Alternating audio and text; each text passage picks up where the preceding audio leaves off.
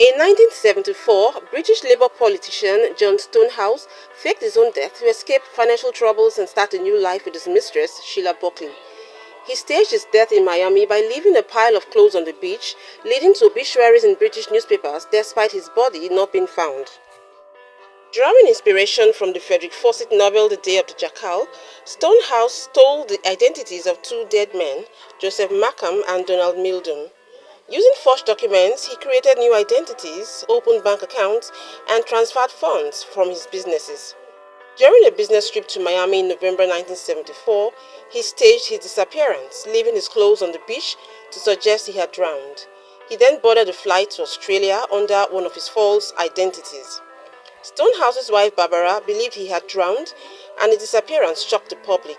And came back yesterday from America. He's had the most recent information from the FBI, and they've done everything possible locally that they could do, and they've told him that they tend to agree with the local police that it must have been a drowning accident. While the police in London harbored suspicions, Stonehouse's secret was kept by Buckley, his mistress, who had been in contact with him and had even sent him coded letters.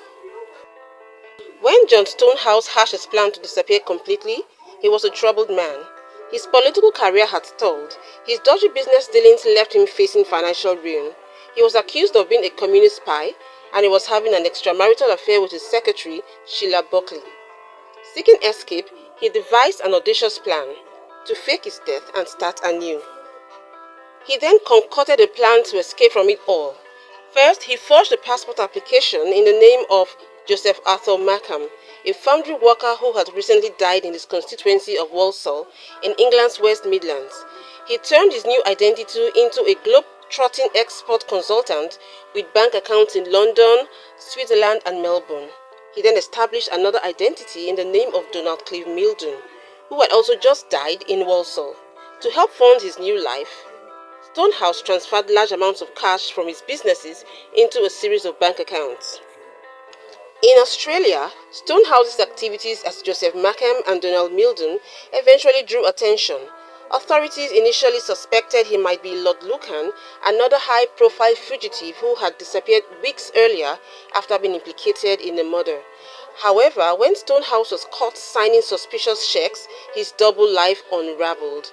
A suspicious bank teller linked him to another alias, Joseph Markham, and alerted authorities. Stonehouse was later placed under surveillance and mistakenly identified as Lord Lucan, who had disappeared after a high-profile murder. Scotland Yard sent photos for confirmation, and Stonehouse was arrested. To confirm he wasn't Lucan, police even checked for a distinctive scar on his leg. While Lucan's disappearance has continued to mystify police for 50 years, the Stonehouse mystery lasted just over a month. On Christmas Eve, Stonehouse had to confess his true identity. Stonehouse was arrested in Melbourne, Australia on December 24, 1974. He attempted to justify his actions, saying it was caused by the stress of his political and personal life. Stonehouse even claimed his disappearance was a fact-finding tour of his own psyche. Despite remaining a member of parliament, he refused to relinquish his salary, arguing that his experiences were valuable to his political role.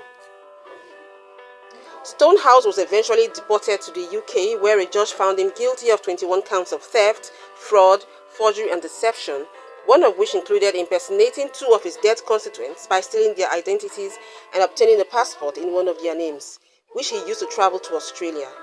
After a 68-day trial, he was sentenced to 7 years in prison in 1976. He left prison 3 years later while recovering from open-heart surgery, having suffered 3 cardiac arrests during his time inside. Stonehouse's wife divorced him in 1978, and 3 years later he married his former secretary. The Member of Parliament died for a second time in 1988, but this time for real.